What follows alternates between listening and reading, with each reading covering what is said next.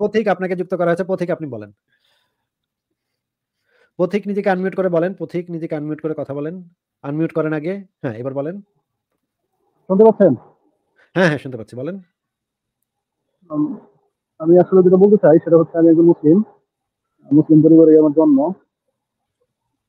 তো আমি যেটা মনে করি আর কি যে আমি আল্লাহর ধর্ম যেটা ইসলাম মানতেছি, নামাজ কালাম করতেছি, রোজা রাখতেছি। তো রাখার পরে আমি মানে এটা আমার একটা হইতেছে, কিন্তু আপনাদের কথা শুনে মনে হচ্ছে এগুলো আমাদের বৃথা পরিশ্রম, মানে এগুলো তো কিছু নাই।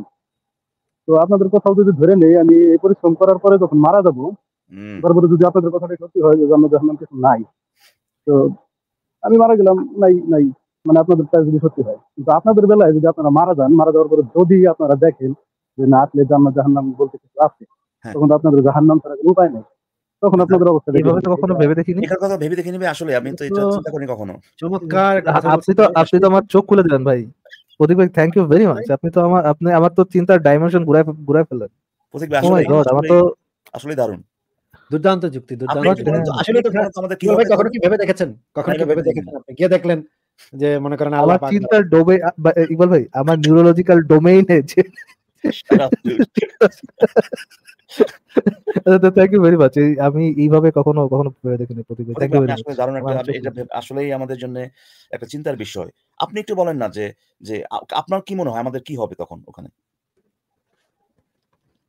আপনাদের কি হবে যদি আপনারা তো যদি এইভাবেই থাকেন, যদি ধর্ম গ্রহণ না করেন, তারপরে আপনার কোনো জাহান্নাম শাস্তি হবে। তো তখন একটা জিনিস যদি চিন্তা করি আমি ধরেন, আপনি তো বললেন যে ধরেন ঈশ্বর যদি না থাকে তাহলে আপনার কোনো ক্ষতি নাই, বাট ঈশ্বর থাকলে আমাদের ক্ষতি আছে, এই কথাই তো বললেন, তাই না? মানে পার্টিকুলার যদি মানে ইয়ে থাকে, কালি থাকে, তাহলে তো মনে করেন আপনিও জাহান্নামী, আমিও জাহান্নামী, তাই না? ওনারাই জিজ্ঞেস করেন যে ভাই আপনি কি এই আপনার আমাদেরকে যেটা দিলেন, যেটা বললেন আর কি, যে ভাই আপনার কথা, আমার কথা যদি মানে মানে আমার মানে নাস্তিকের কথা যদি ঠিক হয়, তাহলে তো ভাই কারোর কোনো অসুবিধা নাই, কিছুই নাই। হ্যাঁ, যদিও নাস্তিক সেটা বলতেছে না, ধরে নিলাম আপনার কথা অনুযায়ী নাস্তিক ওটাই বলতেছে না, পরে গিয়ে দেখলাম কিছু নাই। কিন্তু আপনি যদি ঠিক হন, তাহলে পরে তো আমাদের মানে আমরা জাহান্নামে যাবো অবশ্যই। এই যে যুক্তিটা দিলেন ভাই, হ্যাঁ, এইটা কি ভাই আপনি নিজের উপর খাটাইছেন কখনো প্রতীক ভাই? এই যুক্তিটা আমার উপর ধরেন আপনি কি ধরেন নাস্তিক না, ধরেন একজন হিন্দু ভাইজান আর আপনি এই আজকে যুক্তিটা আপনিই দিবেন, ঠিক আছে? এই আমাদের যে উত্তরটা এটা আপনিই দিবেন। আপনি আমাদের যে নাস্তিকের বদলে হিন্দু দিয়ে দিলাম কিছু। হিন্দুরা বলতেছে যে মা কালী, ভা কালী এগুলি আছে। এখন আপনি যে যুক্তিটা নিয়ে আসছেন, মানে যে আর্গুমেন্ট আরকি, এইটারে এইখানে খাটান। আপনি বলেন যে ভাই, হিন্দু ভাই তোমরা যদি ঠিক হও, উপস তখন কি হবে এটা আপনি বলেন। এখানে আপনার কি হবে? মানে আপনি আর এখন আপনি কথা বলতেছেন একজন হিন্দুর সাথে। হিন্দু মনে করে যে মা কালীর, শিব, তারপরে কি আছে এগুলা, কৃষ্ণ মিষ্ণ এগুলি আছে, এবং ওদেরও আপনার ইয়ে আছে আপনার আপনি যদি মরার পর দেখেন মা কালী আসলে বসে আছে, তারা বলছেন যে আল্লাহ ছাড়া কোনো ইলাহা নেই, মা কালী হচ্ছে গিয়া ভণ্ড, এগুলো আপনি বলে বেড়াইছেন। আমার তো হয়তো মা কালী ছেড়েও দিতে পারে যে আমি কোনো বান্ধব বিষয়ে বিশ্বাস করি না। আপনার তো ভাই খবর আছে, আপনার নবী মোহাম্মদের তো মনে করেন মা কালী মা। তাহলে তো প্রতীক ভাই ওই যে ইকবাল ভাই যে মা কালীর কথা বললো, আচ্ছা হ্যাঁ, হইতেই পারে যে ওইখানে ন্যাংটা কালী বসে আছে। আচ্ছা, আফ্রিকায় তো অনেকগুলো ধর্ম আছে, মনে করেন ওই ধর্মগুলা উদ্ভট ধর্ম, মনে করেন একটা দেবতা আছে যেটা একটা মানে লিঙ্গ দেবতা, হ্যাঁ, ওইটার লিঙ্গটা সবচেয়ে বড়। ওই দেবতা যদি থাকে, তাহলে তো মনে করেন যে প্রতীক ভাইরে কিন্তু ধর্ষণ করে ফেলতে পারে নাকি ইকবাল ভাই, ওই লিঙ্গ দেবতা, মানে ওটাই পানিশমেন্ট, তাই না? তো আমি যাচ্ছি প্রতীক ভাই বলুক আর কি, যে প্রতীক ভাই এই যে এই যে বিভিন্ন, আপনি তো এখানে মনে করছিলেন ভাই, হ্যাঁ, যে দুনিয়াটা এরকম যে আল্লাহর বিশ্বাসী আর হলো গিয়ে নাস্তিক এরকম। কিন্তু দুনিয়াটা এরকম না রে ভাই। এই গেমে তো ভাই, এই খেলায় তো আপনি একমাত্র খেলোয়াড় না, হাজার হাজার দলের খেলোয়াড় আছে এখানে। তো আপনি যে যুক্তিটা নিয়ে আসছেন, এটা একটু আমি চাচ্ছি আপনি আপনার উপর খাটান। আপনি হিন্দু ধর্ম ভাই জানতে চাচ্ছে যে আপনার কাছে আপনি যে যুক্তিটা দিলেন, এই যুক্তিটা কি আপনি নিজে কখনো ভেবে দেখেছেন? আমি সেটাই বলতে চাইছি, ভেবে দেখিনি। আপনাকে এরকম ভেবে দেখেছেন কখনো যে এই যুক্তিটা আপনার উপরও খাটতে পারে? হ্যাঁ, আমি সেটাও ভেবে দেখেছি। কি হয় তখন? কি হবে আপনার? ঠিক ভাই, এমন তো না যে দেবতাগুলা বা আল্লাহ ভগবান এরা মানে উদার মনের, কমিটি আছে, এবং আমি বিশ্বাস করি যে ইসলাম ধর্মই একমাত্র ধর্ম, অন্য কোনো ধর্ম। প্রতীক ভাই কথাটা একটু শুনে নেন। এমন তো না যে এই দেবদেবী গুলা উদার মনা, যে আচ্ছা ঠিক আছে ওরে বিশ্বাস করছে, অসুবিধা কি, ভালো কাম করছে, ঠিক আছে, যা তোরে দিয়ে দিলাম, যা তুই জান্নাতে জায়গা। এমন তো না ভাই। আমরা যেটা দেখতে পাই যে এরা একটু সংকীর্ণ মনা, মানে একটু মানে পোলাপাইন্না স্বভাব, হ্যাঁ? তুই আমারই মানুষ নাই, তোর এক্কেরে খাওয়ালাম, এক্কেরে চিরা আলাম, এক্কেরে আগুন পোড়ামো তোরে, হ্যাঁ? তুই আচ্ছা, মানে এমনও হইতে পারতো যে এরা অনেক মানে এগুলো নিয়ে এত টেনশন নেই। আর কে কারে মানছে, কি করছে না করছে। আচ্ছা দেখি যে সে কামগুলা কি করছে, ভালো কাম করছে কিনা। নামাজ রোজা এগুলো দিয়ে কি হয়? আরে ধুর বেটা, ওই নামাজ রোজা পূজা-টূজা এগুলো দিয়ে কি হয়? আসলে সে কামগুলা কি করছে এইটা একটু চেক করে দেখা দরকার। দেবতাগুলো যদি এরকম হইতো, মনে করেন ভগবান বা ঈশ্বর বা আল্লাহ, ফাল্লাহ, কাল্লা এরকম ৪,০০০ ৪,৫০০ ধর্ম আছে পৃথিবীতে, হ্যাঁ? এই ধর্মগুলার যে দেব-দেবীগুলা বা ঈশ্বরগুলা যদি এরকম উদার মনা হইতো যে কাম কি করছে এটা দেখবে, কিন্তু এই যে নামাজ-টামাজ পড়ছে এগুলা তুচ্ছ বিষয়। এরকম যদি হইতো তাইলে একটা কথা ছিল। কিন্তু আমরা যেটা দেখতে পাই যে দেবীদের ভিতরে বেশিরভাগই হচ্ছে খুবই পোলাপাইন্না স্বভাব, যে আমারে মানুষ নাই তাইলে তোরে খায়ালামু, এক্কেরে মেরালামু, হ্যাঁ?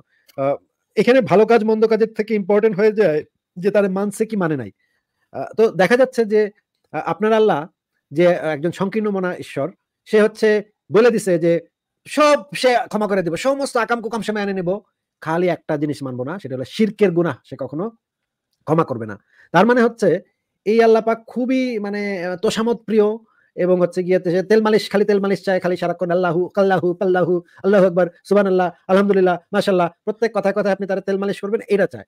মানে এই তেল মালিশ পাওয়া আল্লাহ পাক, তেল মালিশ সারাক্ষণ ২৪ ঘন্টা তেল মালিশ চাওয়া আল্লাহ পাক। এই আল্লাহ পাক না হয়ে যদি সেখানে যদি আরেকটা মানে কাল্লা পাক থাকে বা গাল্লা পাক থাকে বা কালী থাকে বা ধরেন তাও ধর্মের ইয়া থাকে বা ধরেন ইহুদি ধর্মের জিহবা থাকে, যেকোনো কিছুই তো হইতে পারে। এই জিনিসগুলা কি আপনি আপনার উপরে এপ্লাই করছেন যে একজন ইহুদি যদি এসে আপনারে বলে যে, "ভাই আপনি তো সারা জীবন মানে ভুল ঈশ্বরের মানে নামাজ পড়ে গেলেন। ইহুদি ধর্মের ঈশ্বরের কাছে তো নামাজ-টামাজ পড়েন নাই।" তাইলে ভাই তো বললেন ভাই, ওই যে হ্যাঁ। তাইলে তো গেছেন, আপনি তো গেছেন ভাই। এই পরকালে গিয়ে তো হ্যাঁ, গেছেন ভাই ভাই। একটু ধরা একটু তো খাইলেন প্রতীক নাই। একটু প্রতীক ভাই, ফরাজ ভাই আপনার প্রশ্নের উত্তর সে ইকবাল দিছে। ইকবাল ভাই, আমার একটা কথা আছে এখানে। না, না, সে উনি আপনার যে প্রশ্নের উত্তর লাস্টে দিছে তো আপনারা ভাই। প্রশ্ন করতেছেন, আমার হ্যাঁ, উত্তর তো উত্তর নিতেছেন না। দিছে। ভাই আমি আমার উত্তর বলতেছি যে দিছেন আমার আপনি, উত্তর আমি শুনছি সে উত্তরটা। আমি ইকবাল শুনছি। ভাই, আমি শুনছি। জাস্ট একটু বলে নিই, হ্যাঁ, আপনি পরে ডিটেইল বলে নেবেন। যখন কোনো ইসের মধ্যে, তো উনি তো লাস্টে উত্তরটা দিচ্ছেন যে তিনি এটা ভাবছেন এবং ভাইবে তিনি বিশ্বাস করেন যে তার ধর্মটা সত্য। এটাই সেখানে তার উত্তর যাচ্ছে, বিশ্বাসটাকে, তারটাই হইব। হ্যাঁ, তারটাই হইব। এটা তার তারটাই উত্তর। হবে। হ্যাঁ, চিন্তা করে দেখেন এখানে ভাই। বিশ্বাসটা কিন্তু তিনি ফেইথ হিসাবে নিচ্ছে। রাইট? হ্যাঁ, তো যখন কোনো আর্গুমেন্টের মধ্যে আপনি ফেইথ নিয়ে আসবেন যে ভাই এটা আমার ফেইথ, তখন আপনি কি করলেন? আপনার আর্গুমেন্টটা নিয়ে নিজে ডাস্টবিনে ফেলাই দিলেন। যে আপনার আর্গুমেন্টের এক্সাক্টলি ফরাজ। বেসিসটা হচ্ছে গিয়ে, না, না, সরি, আপনি বাসেস, অ্যানালিটা দেখেন ফরাজ ভাই। সরি, আমার উচ্চারণটা ঠিক হয়নি। বাসেস। হ্যাঁ, আর্গুমেন্টের বাসেসটা হচ্ছে বাস গিয়ে অন্ধবিশ্বাস। আপনি অন্ধবিশ্বাস। যে না, না, আপনি আর্গুমেন্টটা নিয়ে আসছেন, সেই আর্গুমেন্টটা নিয়েই আপনি নিজে ডাস্টবিনে ফেলাই দিয়েছেন। আলোচনা তো এখানেই শেষ। এখানে ফরাজ ভাই দেখেন না, নাস্তিকরে নাস্তিকরে আপনার কি বলে এটারে? আপনার একেবারে দাঁত ভাঙা জবাব দেওয়ার জন্য হইলেও সে কিন্তু এই যে সিনারিও তৈরি করছে ওখানে কিন্তু সে আবার বলতেছে যে ধরুন আমি ভুল হইলাম। কিন্তু এটা কিন্তু নাস্তিককে দাঁত ভাঙা জবাব দেওয়ার জন্য ওইটা সে ওই জিনিসটা এন্টারটেইন করতে সে রাজি আছে। আমিও ভুল হইলাম, ধরেন আমি ভুল হইলাম। কিন্তু যখন কিনা হিন্দুর এগেইনস্ট এ লাগাই দিলাম, তখন আর সে যে ভুল হইতে পারে এইটা আর সে গ্রহণ করতেছে না। তখন সে ইম্পসিবল। কালির কাছে ইম্পসিবল, হেরে যাবে। আমারটাই ঠিক ভাই। ইম্পসিবল। এটা হইবই না কোনদিন। এই আমারটাই ঠিক। এই তো পথিক ভাই, আপনার উত্তর তো আপনি এটাই। বলতে পারতেন যে থরের কাছে হারছি, অডিনের কাছে হারছি, তাইলে একটা কথা ছিল। মেইল আছে, হ্যাঁ, ডান্ডা আছে, তার কাছে হারছি, ঠিক আছে। আচ্ছা, আচ্ছা, কালির ওই কাছে অ্যাঙ্গেল হেরে নিয়ে যাও। আসবেন। না, না, সে আমার মনে হয় না আ যে রান্না মুন্ডা। আপনিও ভাবছেন এটা, জাস্ট আমি বলে দিলাম। ইয়া সিউর। আচ্ছা এনিওয়ে পথিক ভাই তো আপনার কি উত্তর এটাই যে না ভাই এটা সম্ভব হবেই না কোনদিন। আল্লাহ থাকবো। এটাই তো আপনার উত্তর নাকি? আপনার নিজের উপর খাড়ায় দেখছেন যে এইটা তো কোনদিন সম্ভব না। আল্লাহই থাকবো। এর কারণে আমি বিশ্বাস করি। এর বাইরে কোনো আর কিছু বলছিলেন?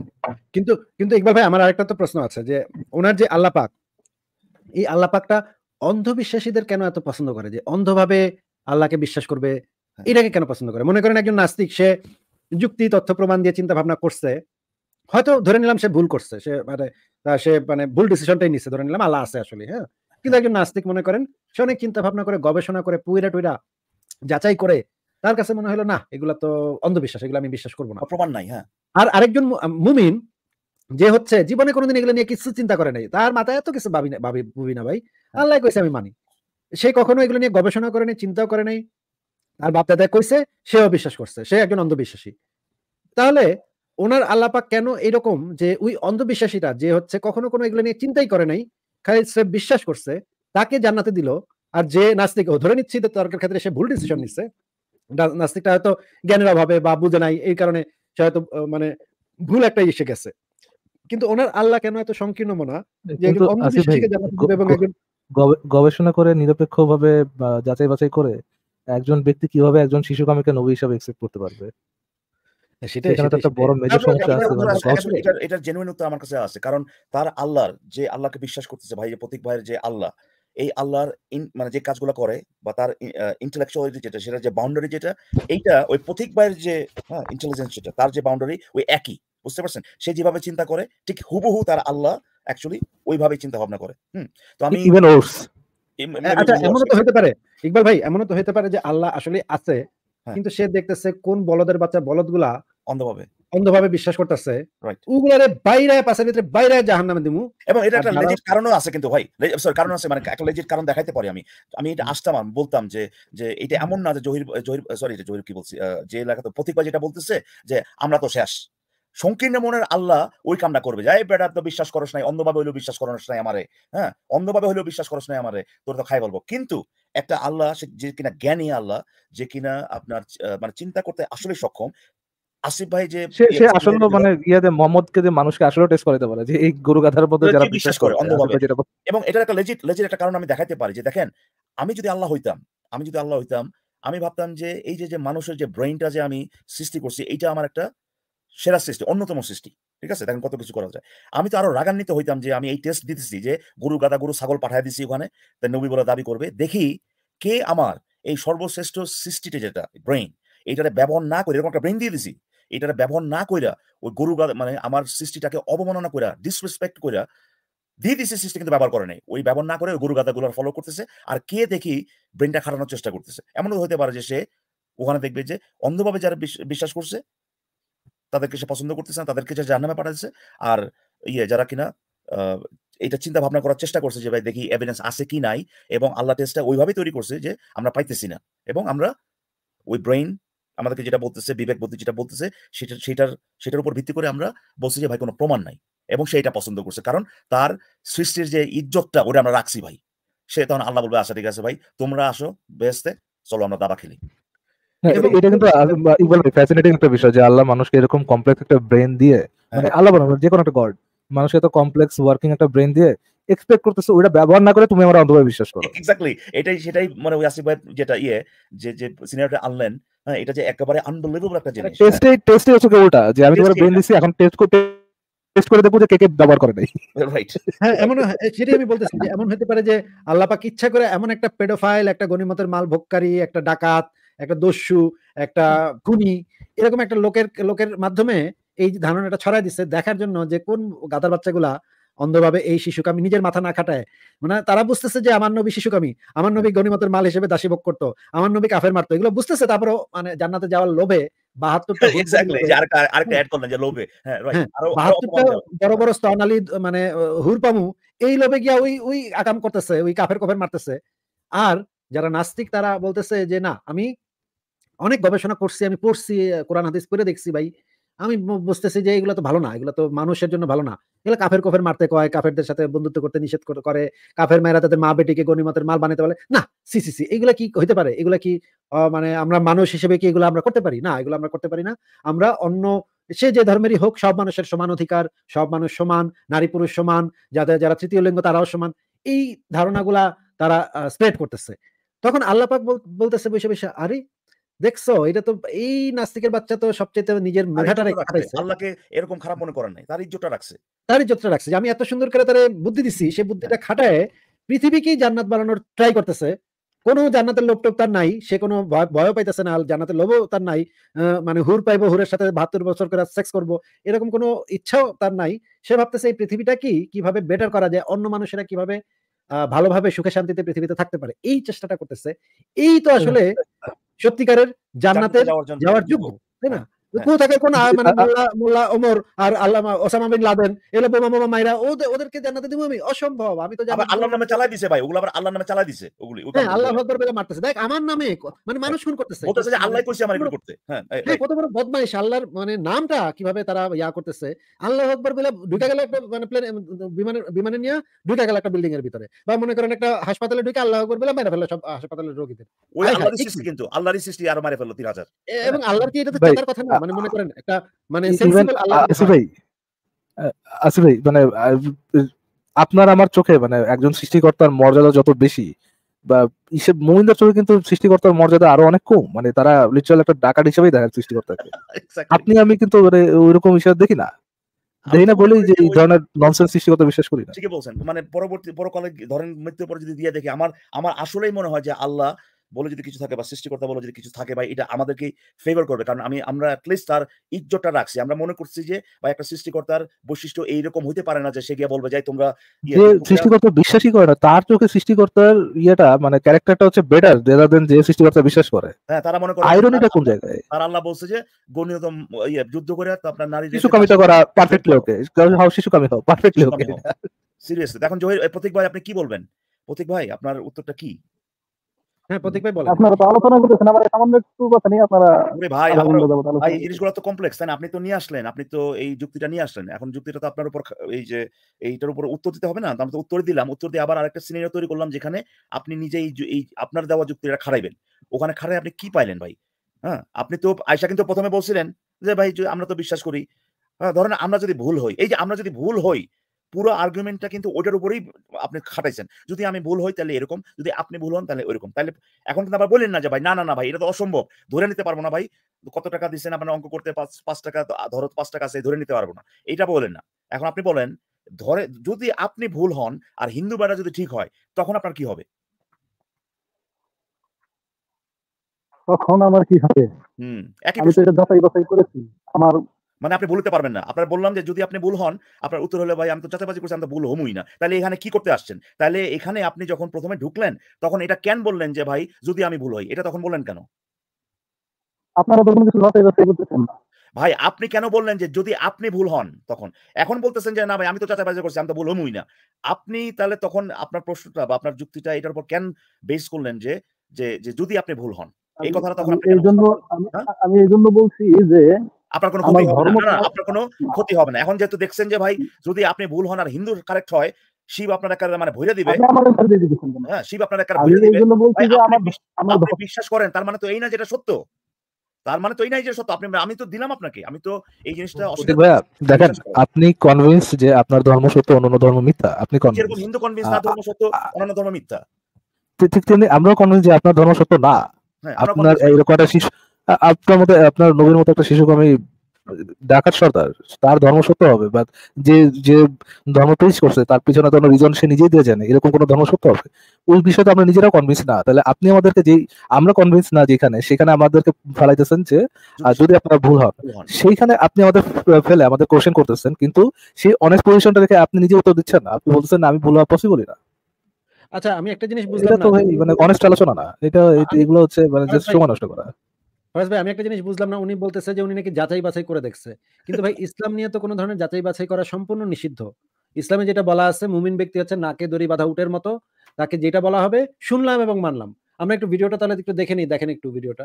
আল্লাহ বলেছেন যালিকা বিআন্নাহুম কারিহু মা নাযালাল্লাহু ফাআহবাতা আমালুহুম আল্লাহর নাযিলকৃত বিধানকে তারা ঘৃণা করেছে মেনে নিতে সংকোচ করেছে এইজন্য তাদের সমস্ত আমল আল্লাহ বাতিল করে দিয়েছেন পুরো দিন বাতিল ওয়া মান ইয়াকফুর বিল ঈমানি ফাকাদ হাবাতা আমালুহু সূরা মাইদার 5 নম্বর আয়াতে আল্লাহ বলেছেন ঈমানের সাথে যে কুফরি করবে তার এই সমস্ত আমল বরবাদ হয়ে যাবে। ইসলামের কোনো জিনিস মানতে সামান্য সংকোচ করলে ঈমান বরবাদ কোনো সংকোচ থাকতে পারবে না। এই সংকোচে আল্লাহর দিন মানতে হবে সামি'না ওয়া আতা'না শুনলাম আর মানলাম আর কোনো কথা নেই। নবীজি বলেছেন ইন্নামাল মুমিনু কাল জামালিল আনিফ হাইসু মাকিদান কাদ মুমিন হলো নাকে রশি লাগানো উটের মতো যেখানে বাঁধবে ওখানে থাকবে কারণ মুখ না দিলে তো নাকের মধ্যে ব্যথা লাগবে। এখন দিলেন তো একেবারে শেষ করে ভাই।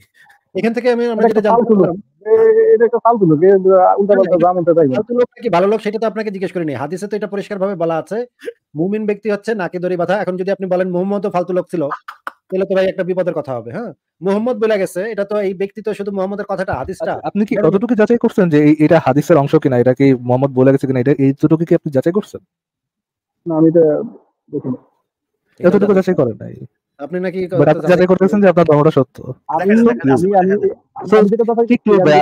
আমার ট্রুলি মন চাইছে আপনার দুইটা গাল টাইনে দিতে ভাই আপনারা এত কিউট কেমনে হন ভাই দেখা দেন ওটা ওই যে হাদিসটা একটু দেখে নেই এটা তো মুহাম্মদের কথা ভাই। মুফতি ইব্রাহিমরে আপনি মানেন কি না মানেন এটা তো ভাই ভিন্ন বিষয়। যে কথা বলার জন্য মুফতি ইব্রাহিম ফালতু লোক হবে সেই কথা বলার জন্য তো দিলেন নবী শিশু কর্মী তো একজন ভালো কথা বললেন তো ভাই। এখন তো মানে মনে করেন একটা কথা আমি বলছি সেই কথাটা ইকবাল ভাই গিয়া ফারাজ ভাইরে বললো। ফারাজ ভাই বললো ইকবাল ভাই আপনি তো একটা ফালতু লোক। এখন যদি পরে বাইর হয় যে কথাটা মূল কথাটা আসলে আমার তাহলে তো আমি ফালতু লোক হইলাম তাই না ফারাজ ভাই? হ্যাঁ ফারাজ ভাই বলতে হবে। আচ্ছা এটা কি বলছে এটা এখানে? আমি করি আজকে হ্যাঁ, হ্যাঁ, আপনি পড়েন। এটা হচ্ছে সুনানে ওরে ইবনে ভাই, মাজাহ এটা তো অনেক এটা বড় পড়তে রে ভাই। পারেন ভাই। বিসমিল্লাহ বলেন, ভাই, বিসমিল্লাহ বলেন। নতুন ইকবাল ভাই নতুন করে হাদিস পড়ছেন। জি, আচ্ছা, বিসমিল্লাহ বলে শুরু করেন। একটা প্রথম থেকে। আচ্ছা, সুনানে এটা পড়তে হবে আগে, তারপরে এটা পড়তে হবে। আচ্ছা, সুনানে ইবনে মাজাহ পরিচ্ছেদ ৬, হিদায়াতপ্রাপ্ত খুলাফায়ে রাশিদিনের সুন্নাতের অনুসরণ 2/43। আচ্ছা, আচ্ছা। আচ্ছা ঠিক আছে। আচ্ছা, ওটার ভিতরে লেখা আছে এটা সহিহ হাদিস, এই যে তাহকিক আলবানী সহিহ হাদিস। এখানে ভাই বহু কিছু লেখা আছে যে আপনার ঘটনা কি হবে যাবে এগুলো। কিন্তু মেইন যে কথা সেটা হচ্ছে মুমিন ব্যক্তি হচ্ছে নাসারন্ধ্রে মানে নাকে লাগাম পরানো উট তুল্য, উটের মতো লাগাম ধরে যেদিকেই তাকে টানা হয় সেদিকেই যেতে বাধ্য হয়। মানে হচ্ছে যে কিনা মুমিন বা ইসলামকে ফলো করে, ইসলামের ভিতরে আছে প্রপার যে মুমিন, প্রপার যে আপনার ইসলাম ফলোয়ার, সে এরকম একটা লোক। এখানে বলা হচ্ছে মুমিন ওই ইউটের নাকের ভিতরে রশি দেওয়া, যেরকম দড়ি দেওয়া, ওই রকম যেদিকে টানবো ওদিকেই যাবে। আসিফ ভাই অতটুকু দেখা দেন এই কথাটা যে মোহাম্মদ বলছে আর কি। তাহলে এই কথাটা আচ্ছা, এটা কি এখানে ছিল না? এটা তো থাকার কথা। আচ্ছা, ওইটুকু দেখা দিই, ঠিক ওই আছে। অন্য অংশটা হ্যাঁ। অন্য অংশটাতে ছিল। এই যে দেখেন, এই যে নিশ্চয়ই বিদায়ী ভাষণ। দেখেন এই যে বিদায়ী ভাষণের সময় আমরা বললাম, হে আল্লাহ রাসূল, এ তো যেন নিশ্চয়ই বিদায়ী ভাষণ। তখন যে তিনি বলেন, এই যে রসুল, এই যে এটা হলো রসুল, যে আল্লাহ রসুল বলছে এটা। তার মানে এই পুরাটা কথাটা হচ্ছে মুহাম্মদের। ওই যে আমাদের পথিক ভাই যে ফালতু লোক বলল, এই গালিটা কার গালে গিয়ে পড়লো জুতাটা ভাই? এইভাবে শিশু কামিকে আমি এইভাবে ওনারে ফালতু লোক বলছি, উনি যে কথাটা বলছে ওটা তো ফালতু বলি নাই। ওটা যদি মুহাম্মদের কথার সাথে মিল থাকে ও আচ্ছা, ওই কথাটা এখন ঘুরাচ্ছে সে। ওই কথাটা ফালতু না। সে সারা জীবন ফালতু মানে করতেছে, আপনার কি খালি তার ওই কথাটা, মানে ওই কথাটা পারফেক্ট কথা ছিল। যে লোকটা বলছে কি তার কি মানে দাড়ি পছন্দ হয় নাই না কি পছন্দ হয় নাই তার আপনার? না, সে এর আগে করোনা ভাইরাসের সময় অনেকগুলো উল্টাপাল্টা কথা বলছিল, সেই ওটা বলে ওটাও তো কোরআন থেকে তো বলছে মিয়া। কোরআন হাদিস থেকে বলছে, যা বলছে কোরআন কোরআন হাদিস হাদিস থেকেই থেকে। বলছে। ওগুলো তো কোরআন হাদিস থেকে বলছে। ঘটনা হচ্ছে যে আপনি তো জানতেন না, আপনি এটাও জানতেন না না পথিক ভাই? এই তাহলে কথাটা আচ্ছা যেটা ঠিক বলছে আছে, আমরা যদি সবগুলো অ্যাসাইড রাখি, মানে ইনিশিয়াল পয়েন্ট যেটা ছিল যে আপনি যাচাই বাছাই করবেন, সেই পয়েন্টটাই তো উঠে গেল আপনার। না, আরো আছে। যাচাই বাছাই করার সুযোগ তো নাই যে ফারাজ আপনি ভাই আরো নাকি আছে। দড়ি বাঁধা উঠে। ফারাজ ভাই আরো আছে, আমি যাচাই করার ইসলাম ধর্মে কোনো নাই। খারাপ কিছু পথিক পাই ভাই নাই, এক যার সেকেন্ড, কারণে আমি ইসলাম ধর্ম ফলো করি। পথিক ভাই এক সেকেন্ড, যাচাই করার সুযোগ যে ইসলামে নাই সেটা আরো ভালোভাবে দেখেন। আরেকজন বাংলাদেশের সবচেয়ে বড় হুজুরের এবার ভিডিও দেখেন। যুক্তিবিদ্যা আপনি কেন পড়বেন এটা আগে নির্ধারণ করেন। যুক্তিবিদ্যা যদি কোনো আপনি বলেন যে একটা বিদেশে পড়তেছি, পড়তে পারেন। যুক্তিবিদ্যার জন্য আপনার যুক্তিবিদ্যা দিয়ে আপনি ইসলামের কোনো উপকার করতে পারবেন না, এটা আপনাকে মনে রাখতেই হবে। ইমাম ইউসুফ রহমতুল্লাহ বলতেছেন যে কেউ যদি কোনো ওসিয়ত করে যে আমার এই সম্পদ আলেমদের জন্য, তো যুক্তিবিদ্যা যারা শিখছে তারা পাবে না থেকে। এটা কারা পাবে? কোরআন সুন্নাহ এবং ফিকহ যারা শিখে তারা শুধু পাবে, যুক্তিবিদ্যা সে পাবে না। অনুভবী ইমাম ইউসুফ থেকে এটা বর্ণিত আছে বা শাফি থেকে বিভিন্ন বর্ণনা আসছে এটা, যে ওনাদের নির্দেশ ছিল এটা, যারা এরকম যুক্তিবিদ্যা শিখে তাদের গাধার ভিতরে ছড়াইয়া তাদেরকে সারা শহরে চুনকাল মিথ্যা শহর ঘুরে দেখা বলবে যে এটা হচ্ছে ওই ব্যক্তি যে ব্যক্তি আল্লাহর দিন ছেড়ে বিভিন্ন জিনিসে নষ্ট করে। এই জন্য আপনি যুক্তিবিদ্যা শিখার মূলত মৌলিক কোনো কারণ নাই। আচ্ছা, যুক্তিবিদ্যা শিখলে কি করতে হবে ভাই? গাধার পিঠে সারা শহর ঘুরাইতে হবে। এটা হচ্ছে ইসলামের বিধান, হচ্ছে যুক্তিবিদ্যা। এখন আপনি যে যাচাই করছেন, এটা কি দিয়ে যাচাই করছেন? অন্ধবিশ্বাস দিয়ে যাচাই করছেন না যুক্তি দিয়ে যাচাই করছেন ভাই? আমি যাচাই করছি যে আমি ইসলাম সম্পর্কে যতটুকু জানছি যে এটা কি দিয়ে যাচাই করছেন যে ভালো না মন্দ বলছে, ইসলামে ভালো না মন্দ বলা হয়েছে, এটা কি যুক্তি দিয়ে যাচাই করছেন না কি দিয়ে যাচাই করছেন? অন্ধবিশ্বাস দিয়ে যাচাই করেছেন নাকি যুক্তি দিয়ে যাচাই করেছেন, এটা জিজ্ঞেস করেছে, সেটার উত্তর দেন। বিবেক দিয়ে যাচাই করছি, বিবেক দিয়ে যাচাই করছি। বিবেকটা আপনার কিসের, বিবেকটা কি দিয়ে খাটাইছেন? যুক্তিবিদ্যার উপর বিবেক খাটাইছেন নাকি বিবেক খাটাইছেন হচ্ছে কি আপনার অন্ধবিশ্বাসের উপরে? এখন আমি যেটাই করি না কেন সেটা তো পজিটিভ, থার্ড ওয়ার্ড ব্যবহার করে খুব একটা পাকনা মার্কা অ্যানসার দিছেন না। এখন বলেন বিবেকটা কিসের উপর খাটাইছেন? অন্ধবিশ্বাসের উপরে নাকি যুক্তির উপরে? বলেন ভাইয়া। ভাইয়া আমি যেটাই করি না কেন সেটা তো আমার পজিটিভই আসছে। বলতে হবে তো ভাইয়া, বলতে হবে তো যুক্তিটা মানে বিবেক কিসের খাটাইছেন? যুক্তিটা খাটে পথিক ভাই কি আসছে প্রতীক ভাই দেখেন, দাদা ইকবাল ভাই একটা সেকেন্ড। প্রতীক ভাই, আপনি যেগুলা কথা বলতেছেন সেগুলা কথা ধরে কিন্তু আপনার সাথে রেসপন্স করতেছি। আপনি যদি ওইভাবে কথা না বলেন তাহলে ভাই আপনার সাথে কথা বলবো না। এমন মনে করেন না যে আপনার সাথে কথা বলতে আমাদের বয়ে গেছে, এরকমটা না। আপনি নিজে আসেন আলোচনা করার জন্য। আমি জানি যদি কনভারসেশন করতে মন না চায়, কারণ নাই। শাট আপ ভাইয়া, যদি কনভারসেশন করতে মন না চায় তাহলে ইউ ক্যান ফাক অফ। বাট যদি কনভারসেশন করতে চান তাহলে আমরা যেটা বলতেছি, যেমন আপনার কথা শুনে আমরা রেসপন্স করতেছি, কিন্তু আমাদের কথা শুনে আপনি রেসপন্স করেন। যদি ওটা না করতে চান তাহলে ভাই করেন নাই তো ভাই। আমি আপনাকে তাহলে লাস্টে কি প্রশ্নটা করেছি ওটা একটু রিপিট করেন। না একটু ফারাজ ভাই, আপনি বলছেন যে আমি যুক্তি দিয়ে যাচাই করছি, আমি তো সেটাই বললাম। প্রতীক ভাই একটা সেকেন্ড, ফারাজ ভাই আপনি তো দেখাইছেন এই লোক অনেস্টি তো আর নাই আপনার এই ডিসকাশন করার মতো এরকম অনেস্টি তার মধ্যে নাই। সে আমাদেরকে বলতেছে যে আপনারা যদি ভুল হন আমরা বিনা দ্বিধায় ওই সিনারিওটা অ্যাকসেপ্ট করলাম এবং উত্তর দিলাম কি হইতে পারে। ওই ক্ষেত্রে ওই প্রশ্নটা যখন সে করছে, সে তখন নিজেও বলতেছে যে আমি যদি ভুল হই। ইয়েট আমরা যখন একটা সিনারিও দিলাম তখন সে ওইটা নিবেই না। বলি নাই যে সে ভুল, বলতেছি আপনি যদি ভুল হন তার উত্তর হচ্ছে কি না ভাই এই ক্ষেত্রে আমি এটা মানুমি না, আমি ভুল হবই না। তো আপনি তো অলরেডি দেখাই দিচ্ছেন যে এই লোক তো অ্যাকচুয়ালি ওই যেভাবে সে ডিসকাশন করবে আর কি এরকম ভাব নিয়ে আসলো। আমরা তাকে ইয়ে করলাম যে সে যে যাচাই করছে এটা ঠিক না ভুল, কি দিয়ে যাচাই করছে, বিবেক দিয়ে যাচাই করছে না অন্ধবিশ্বাস, সরি যুক্তি দিয়ে যাচাই করছে না অন্ধবিশ্বাস দিয়ে যাচাই করছে। কি বুদ্ধি আমার, হ্যাঁ আমি দুইটার মধ্যে একটা ওয়ার্ড চুজ করবো, থার্ড একটা ওয়ার্ড দিব, বিবেক দিয়ে যাচাই করছি। মানে খুব পাকনা আমি। আচ্ছা একটা প্রশ্ন, মানে উনি বিবেক দিয়ে যাচাই করে দেখছে যে ওনার নবী শিশুকামী দাসী লাগাইতো এবং যুদ্ধবন্দী নারী মানে কাফেরদের মাইরা যুদ্ধবন্দী নারী নিয়ে আসতো এবং তাদের সাথে রেপ করতো। এই জিনিসটা উনি বিবেক দিয়ে যাচাই করে বুঝতে পারছে যে এটাই সবচেয়ে ভালো কাজ, এর থেকে ভালো কাজ আর হইতেই পারে না। হ্যাঁ, শিশুর সাথে সেক্স করা এটাও একটা ভালো কাজ এবং এই যে দাসীর সাথে করা এগুলো ভালো কাজ। এই বিবেক দিয়ে আপনি যাচাই করছেন এবং যাচাই করে আপনি বুঝতে পারছেন যে এর থেকে ভালো কাজ সারা পৃথিবীতে আর কিছু থাকতেই পারে না। আলহামদুলিল্লাহ, এখানে জেনেভা কনভেনশনে বলা হচ্ছে যে কোন যুদ্ধবন্দী মানে মানুষের সাথে কোন ধরনের যৌন আচরণই করা যাবে না। যে কোনো ধরনের যৌন আচরণ একজন যুদ্ধবন্দীর মানুষের সাথে যে কোনো যৌন আচরণ এটা হচ্ছে মানে ওয়ার ক্রাইমের ভিতরে পড়ে যাবে। কিন্তু আসিফ ভাই সেটা তো যুদ্ধবন্দী, মানে যারা কিনা অ্যাকচুয়ালি যুদ্ধ করছে তাদেরকেই আপনি শুধু যুদ্ধবন্দী করতে পারেন। আপনি সেই যুদ্ধবন্দীর কথা বলতেছেন, কিন্তু ইসলামে তো ভাই যুদ্ধবন্দী ওই অ্যাটাক করে হারায় দিয়া যারা যুদ্ধ করে নাই, যে হ্যাঁ পুরুষ এই বাচ্চারা তো যুদ্ধ করে নাই, ওদেরকে ভাই গনিমতের মাল বানানো, ওইটা তো ভাই মানে কি বলবো ভাই আরো একটা মানে ডিসপিকেবল একটা অ্যাক্ট। এবং নারী শিশুদের নাকি ওটা আরো বেশি প্রমাণ করে যে ইসলাম সত্য ধর্ম। না এখন আসিফ ভাই আবার এই কামটা করেন। শিশু মনে করেন 5 বছর বয়সে একটা শিশু, সে একটা ইহুদি পরিবারে জন্মাইছে, মুসলমানরা সেখানে গিয়ে মানে আক্রমণ করলো, তাদের সব পুরুষদেরকে মাইরা মেয়ে এবং এই শিশুদেরকে গনিমতের মাল বানাইলো। এখন এই শিশুটারে নিয়ে গেল বাজারে বিক্রি করতে, দাস হিসেবে আরেকজনের কাছে বিক্রি করবে। বাজারে উঠাইলো, সেই শিশুটাকে বাজারে উঠানো হইলো, এক একজন এসে টিপা টুপা দেখতেছে শিশুটা কাজ টাজ করতে পারবো কিনা, বা মনে করেন আরেক পেডোফাইল আসছে, সেই শিশুটাকে টেস্ট করে দেখতেছে যে এটা কিনলে এটা করতে পারবে কিনা। এই যাচাই বাছাই করে উনি দেখছেন এটা ভালো, উনি যাচাই বাছাই করে বিবেক দিয়ে যাচাই বাছাই করে বুঝতে পারছে যে এর থেকে ভালো কোনো পদ্ধতি হইতেই পারে না, এটাই বেস্ট পদ্ধতি ভাই। ওয়াও, একটা রিকোয়েস্ট ভাই, এগুলো আবার কোরআন থেকে দেখা দিয়েন না, দেখালে পরে লোক কিন্তু কোরআনের ফালতু বই বলবে তখন, বুঝছেন? এটা একটা ফালতু বই, এটা বলে দিবেন। এখন তো তাহলে দেখাইতে হবে ভাই, এখন তো আমরা যদি ওটা মনে করেন ওই জিনিসটা মলাটা আগে না দেখেন যেটা কোথা থেকে আসছে, আগে কি লেখা ওটা দেখেন, এটা ফালতু বলাটা কিছু করে না, এটা তো ঠিক আছে এটা কোরআন থেকে, বুঝছেন? তখন বলে দিব যে যে এটা তো ফালতু কথা, তখন পরে আবার চেঞ্জ করে ফেলো। কিন্তু আপনি একটু দেখানোর আগে একটু জিজ্ঞেস করেন তো ভাই লোকটা জানতো কিনা এই জিনিসগুলো, বা এই জিনিসগুলো তার কাছে ভালো লাগে কিনা। ঠিক আছে প্রতীক ভাই, আপনি জাস্ট একটা প্রশ্নের উত্তর দেন, যে দাসী বানানো মানে কাফেরদের মা বেটিকে দাসী বানায় সেক্স করা, এটা কি আপনি জানেন নাকি? রেপ করা ভাই, ধর্ষণ করা। রেপ করা, হ্যাঁ জানি। রেপ না জানি। আচ্ছা রেপ না, ঠিক আছে। আপনি এটা বিবেক দিয়ে যাচাই করে বুঝতে পারছেন যে এটা খুব ভালো একটা কাজ, মানে কাফেরদের মাইরা তাদের মা বেটিকে তুলে আনা, বন্দী করে আনা এবং তাদের সাথে সহবত করাটা উত্তম গুণ। তাদের ভরণ পোষণ করা এবং তাদের যাবতীয় সবকিছু মেইনটেইন করা, ওইটাই তো করা হয়। সেম জিনিসটা যদি আপনার পর হয়, ধরেন আমি গেলাম, আমি যে আপনাকে প্রথমে ধরলাম, ধরে আপনাকে সুন্নত জবাই করলাম, আপনার ফাদারকে ধরলাম, আপনার ফাদারকে ধরে সুন্নত জবাই করলাম। না না ফারাজ ভাই ভুল বলতেছেন, আগে তো আপনি দাওয়াত দিতে হবে, দাওয়াত দেওয়ার পরে যদি দাওয়াতটা অ্যাকসেপ্ট না করে তখন পরে হ্যাঁ না মানে অ্যাকসেপ্ট করলেন না উনি, যেহেতু উনি বিবেক দিয়ে আগে যাচাই করছেন ইসলাম সত্য ধর্ম, উনি চেঞ্জ করলেন না। দেন আমি যে আপনার ইয়েকে আপনাকে জবাই করলাম, আপনার ফাদারকে জবাই করলাম এবং আপনার মাকে নিয়ে আসলাম, আপনার যদি ছোট বোন থাকে আপনার বোনকে নিয়ে আসলাম, নিশ্চয়ই আপনার মা বোনকে ভরণ পোষণ দিলে সে ড্যাং ড্যাং করে আমার সাথে চলে আসবে বিছানায় শোয়ার জন্য, না? ভরণ পোষণ আপনার মা বোন হচ্ছে কুকুরের মতো, মানে পালতু কুকুরের মতো, যে খাবার দিচ্ছে গুড এনাফ, এখন চলে আসবে ভরণ পোষণ, এটা গুড এনাফ।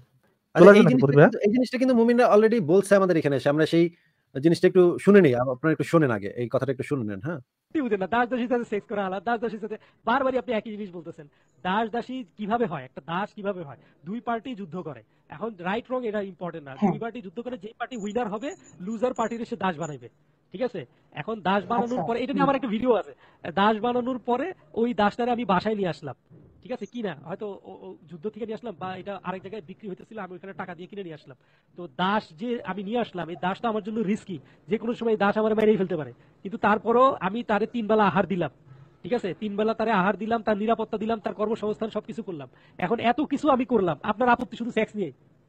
আমি যে এত কিছু করছি এটা হ্যাঁ এত কিছু করলে একটা সেক্স, হ্যাঁ সেটা আর কি, এত কিছু খাবার দিলাম দাবার দিলাম, সেক্সটা কেন ওটা কি আমাদেরকে ভালো কাজ না? বাঁচিয়ে দিবে না? ওটা কি ভালো কাজ এই না? তো ওটা কি ভালো কাজ না? সেটা আপনার যুক্তিটা এরকম, এত কিছুই আমরা করলাম, আর হ্যাঁ তোমাদের বাবা মা তোমাদের স্বামীকে খুন করলাম, হত্যা করলাম, এখন হ্যাঁ তোমাদের সাথে কেন আমরা সেক্স করতে পারবো না?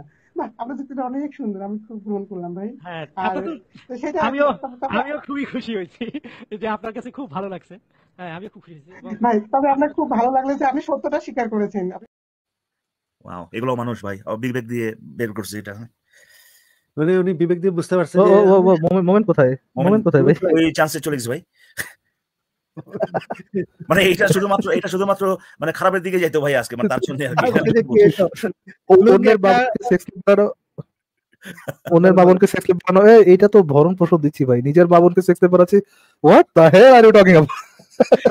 কত বড় সাহস তুই আমার বাবনকে সেক্স বানানো? আপনাদের কি কোনো বিবেক নেই? এই কথা বলতে পারলেন? আপনাদের কি কোনো বিবেক নেই ভাই? কেমনে এই কথা বললেন আপনি? কিন্তু ফারাজ ভাই আপনি একটু ভাই চিন্তা করেন তো। আসলে তারা মানে অন্য ধর্মের নারীদেরকে অ্যাজ এ ডগ মনে করে আর কি, যে খাবার দিচ্ছি তো তোরা তো 3 বেলা খাইতে দিচ্ছি, তুই তো জীবিত আছিস, অসুবিধা নাও নেই। আমার চাহিদা পূরণ কর। মানে আমার এটা আসলে যারা এটা অপোজ করতেছে বা যারা মনে করতেছে এটা একটা খারাপ জিনিস, এর বলতেছে ভাই আপনি খালি এটাই দেখলেন, সেক্স করতেছি, এটাই আপনার কাছে খারাপ লাগবে, এটাই শুধুমাত্র আপনার কাছে। খাইতে তো দিছি ভাই, খাইতে দিছি, এটা দেখবেন আপনি? হ্যাঁ 3 মাস খাইতে দিয়েছে এটা। আমি আসলে অবাক হয়ে যাই ভাই। কিন্তু তারপরে ফারাজ ভাই এই লোকটা সম্পর্কে বলি, আপনি খালি একটু তার মানসিক অবস্থাটা, বা মানসিক অবস্থা মানে কি, তার মনের মধ্যে কি হচ্ছিল আর কি এই লাইভে যুক্ত হওয়ার আগে, আপনি কি একটু চিন্তা করেন যে মানে সে ভাবতেছে যে ওহ এটা নিয়ে যায় জিজ্ঞেস করি ভাই। আজকে এমন একটা প্রশ্ন করু আজকে ভাই এবং আমার মনে হয় আপনি যখন বললেন যে এভাবে তো ভেবে দেখিনি, এটা মনে হয় তার জন্য মানে কি 2 সেকেন্ডের হলেও মানে জন্য ভিতর থেকে যে উইনিং একটা ইয়ে আসছে, ওফ আমি রাইট ট্র্যাকে আছি, একটু পরে সে বলবে লা ইলাহা ইল্লাল্লাহ মুহাম্মাদুর রাসূলুল্লাহ। এই তিনটা শিখে মানে মুমিন মানে আজকে আমি জান্নাতে চলে যাব। এইভাবে তো ভেবে দেখিনি ভাই, আপনি তো বড় করে দিলেন। ওয়াও সিরিয়াসলি ভাই মানে কত একটু নড়ে চড়ে বসছিল তখন, ও আজকে পেয়েছি আমি, মানে এক কনফিডেন্স লাইনেই লেভেল একদম হাইতে চলে গেছিল এক লাফে, বুঝছেন? ওয়াও এনিওয়ে ঠিক আছে ভাই, আপনারা থাকেন, আমি আজকে আপাতত ক্ষমতা দেই।